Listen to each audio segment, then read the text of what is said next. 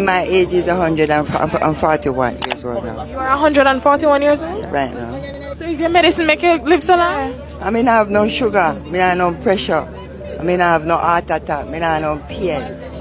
I know my farm. I do everything said in.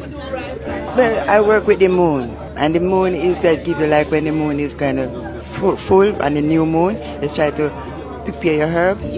And before the moon full, then you will boil your herbs. So I work with humanity. I'm a healer through the power of the Most High. So I heal through the herbs and water.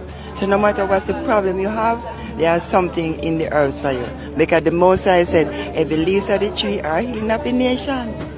You know what I mean? So then we must attain ourselves to the herbs.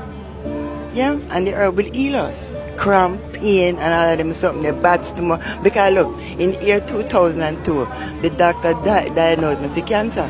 Say I have cancer. And say if me, he say go cut me. And if me not cut me now live longer than 6 months, I may prove him wrong with my medicine. Me don't have no cancer. Because guess what? We all born with cancer cell. So when they say I have cancer, you're supposed to find the cause before the cure.